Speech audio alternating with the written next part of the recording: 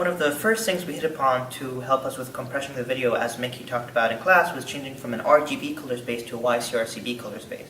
So because human visual system is less sensitive to color shifts, we decided to downsample exclusively in the CRCB range. Hi, my name is Wade Burns.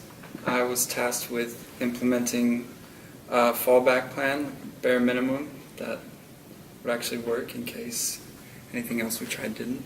So that involved decimation in space every frame, BZ2 compression. I had to increase the baud rate, which worked at about 1800, but right before the competition it was pretty unreliable, so we switched back to just standard AFSK 1200 baud.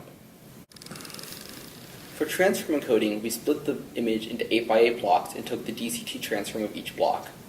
With each block, we then kept only the lower coefficients.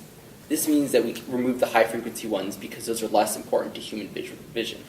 So you've just seen how we can compress an image. We can use the third dimension of video to further compress. We can see that there are a lot of redundancies between the two. For example, Cookie Monster essentially moves to the right. We first take the block and we calculate the mean absolute difference at its place in the previous frame. Evaluate it at 4 different points here. We are going to say at this point, lowest mean absolute difference. So then we repeat the process. The minimum mean absolute difference is at the point that we started.